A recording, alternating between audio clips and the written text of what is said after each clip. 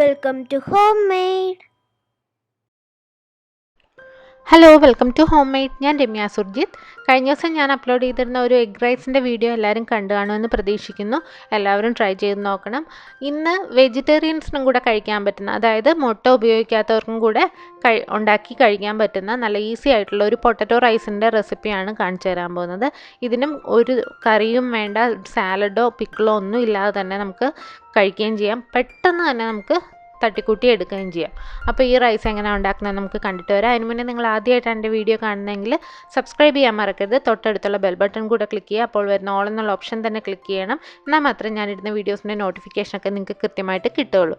അപ്പോൾ നല്ല ഈസി ആയിട്ടുള്ള ഈ പൊട്ടറ്റോ റൈസ് എങ്ങനെ ഉണ്ടാക്കുന്നത് നമുക്ക് കണ്ടിട്ട് വരാം.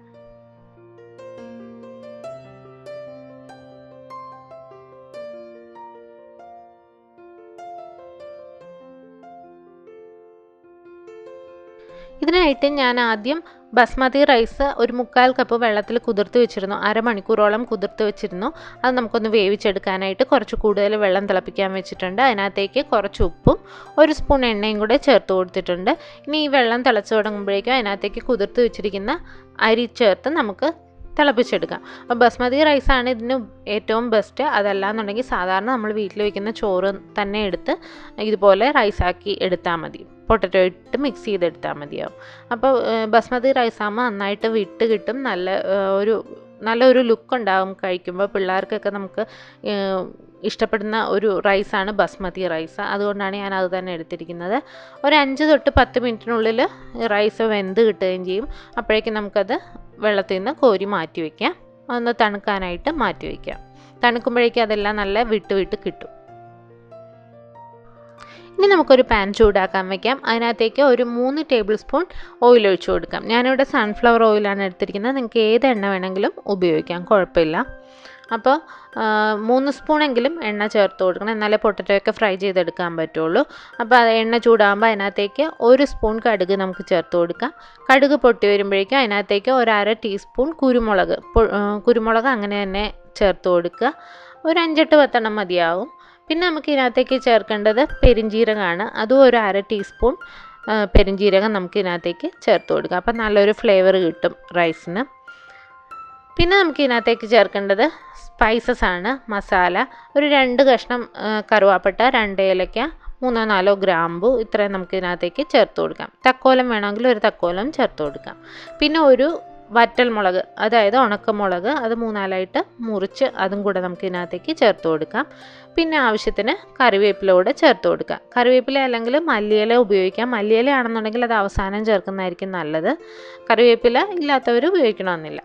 പിന്നെ നമുക്ക് ഇതിനകത്തേക്ക് വേണ്ടത് 1 ടീസ്പൂണോളം ഇഞ്ചിയും വെളുത്തുള്ളിയും കൂടെ ചതച്ചെടുത്തതാണ്. ഒരു 3 വെളുത്തുള്ളിയും 1 കഷ്ണം ഇഞ്ചിയും കൂടെ നന്നായിട്ട് ചതച്ചെടുക്കുക. അത് ഏകദേശം 1 ടീസ്പൂൺ വരും. അത് നമുക്ക് ഇതിനകത്തേക്കിട്ട് ഒന്ന് വഴറ്റി കൊടുക്കാം. അതൊന്ന് പെട്ടെന്ന് വാടി വരുമ്പോഴേക്കും അതിനകത്തേക്ക് നമുക്ക് സവോള ചേർത്ത് കൊടുക്കാം. ഞാനൊരു വലിയ സവോള എടുത്തിട്ടുണ്ട്. അത് ചെറുതായിട്ട് അരിഞ്ഞെടുക്കണം. നീളത്തിലല്ല ഞാൻ എടുത്തിരിക്കുന്നത്. നന്നായിട്ട് ആ റൈസുമായിട്ട് മിക്സായി വരാനായിട്ട് ചെറുതായിട്ട് അരിഞ്ഞെടുക്കുന്നതാണ് നല്ലത്. പെട്ടെന്ന് വാടിയും കിട്ടും. അപ്പോൾ 1 സവോളയാണ് ഞാൻ ചേർത്ത് കൊടുക്കുന്നത് 1/4 കപ്പ് റൈസ് എടുത്തപ്പോഴേക്കും. അപ്പോൾ ആ സവോള ഒന്ന് ആദ്യം വാടി വരണം.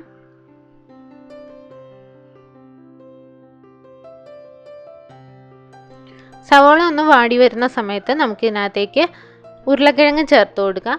ഞാനൊരു 3 ഉരുളക്കിഴങ്ങ്, ചെറുതായതുകൊണ്ട് 3 എടുത്തിട്ടുണ്ട്. വലുതാണെന്നുണ്ടെങ്കിൽ 2 മതിയാകും. അത് ചെറിയ പീസായിട്ട് തന്നെ ചേർത്ത് കൊടുക്കുക, എന്നാലേ പെട്ടെന്ന് നമുക്ക് മൂത്ത് കിട്ടുള്ളൂ. പിന്നെ അതിനകത്തേക്ക് ആവശ്യത്തിന് ഉപ്പ് ചേർത്ത് കൊടുക്കുക. അപ്പോൾ ചെറിയ പീസായിട്ടാകുമ്പോൾ പെട്ടെന്ന് തന്നെ വെന്ത് കിട്ടുകയും ചെയ്യും. നമുക്ക് വെള്ളം ഒട്ടും ഇതിനകത്ത് ചേർത്ത് കൊടുക്കുന്നില്ല. അപ്പോൾ അത് പൊട്ടറ്റോ നന്നായിട്ട് വെന്ത് വരണമല്ലോ. അപ്പോൾ അതുകൊണ്ടാണ് ചെറിയ പീസായിട്ട് ചേർക്കാൻ പറയുന്നത്. പിന്നെ റൈസിനകത്ത് മിക്സ് ചെയ്യുമ്പോഴേക്കും വലിയ പീസായിട്ട് കിടന്നാൽ ഒരു സുഖമില്ല. അപ്പോൾ നമുക്കിതൊന്ന് വേവിക്കണം. ഒരു മിനിറ്റ് ഒന്ന് മൂടി വെച്ച് കൊടുക്കുക. തീ ഒന്ന് കുറച്ച് വെച്ചിട്ട് നന്നായിട്ട് വേകുന്നവരെ ഏകദേശം 1-1.5-2 മിനിറ്റിനകം ഇതൊന്ന് വാടിക്കിട്ടും. അപ്പോഴേക്കും ചെറുതായിട്ട് ഉള്ളിലൊക്കെ വെന്ത് തുടങ്ങും. അപ്പോൾ അത്രയും സമയം നമുക്കൊന്ന് മൂടി വയ്ക്കാം. അതിനുശേഷം തുറന്ന് കഴിയുമ്പോഴേക്കും ചെറുതായി അതൊന്ന് സോഫ്റ്റായി തുടങ്ങിയിട്ടുണ്ടാകും.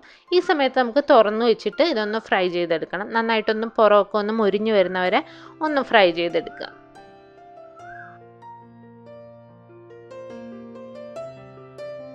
ഇപ്പോൾ ഉരുളക്കിഴങ്ങൊക്കെ പുറമൊക്കെ ഒന്ന് മൊരിഞ്ഞ് തുടങ്ങിയിട്ടുണ്ട്. ഇതുപോലെ ഒരു ബ്രൗൺ കളറായി പുറമൊക്കെ മൊരിഞ്ഞ് വരുന്ന സമയത്ത് തീ നന്നായിട്ട് കുറച്ച് വെച്ചിട്ട് പൊടികൾ ചേർക്കാം. ഒരു 1/2 ടീസ്പൂൺ മഞ്ഞൾപ്പൊടി ചേർത്ത് കൊടുത്തിട്ടുണ്ട്.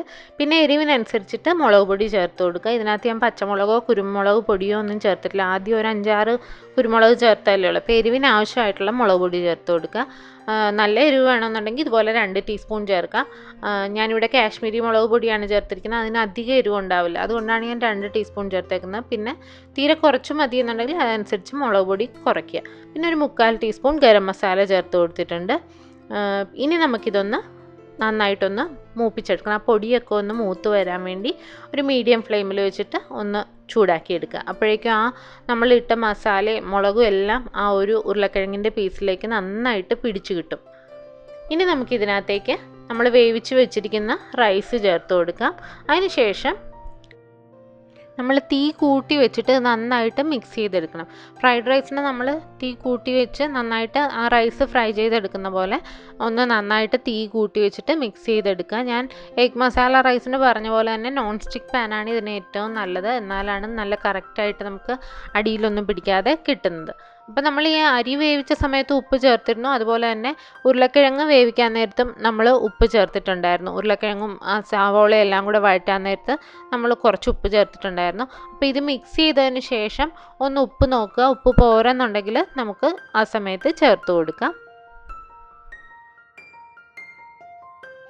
ഇപ്പം എനിക്ക് കുറച്ച് ഉപ്പും കൂടെ വേണമെന്ന് തോന്നുന്നുണ്ട്. അതുകൊണ്ട് ഞാൻ കുറച്ച് ഉപ്പും ചേർത്ത് കൊടുക്കുന്നുണ്ട്. അതുപോലെ തന്നെ അവസാനമായിട്ട് കുറച്ച് കറിവേപ്പില കൂടെ ചേർത്ത് കൊടുക്കുന്നുണ്ട്. എൻ്റെ കയ്യിൽ മല്ലിയില ഇല്ലാത്തതുകൊണ്ടാണ്. മല്ലിയില ഉണ്ടെന്നുണ്ടെങ്കിൽ ഈ സമയത്ത് അവസാനം കുറച്ച് മല്ലിയില ഫ്രഷ് ആയിട്ട് ചേർത്ത് കൊടുക്കുക. അപ്പോൾ നല്ല ഒരു ടേസ്റ്റാണ്.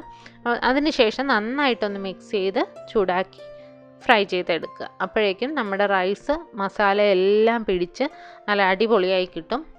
നല്ല ടേസ്റ്റാണ് കഴിക്കാനായിട്ട്.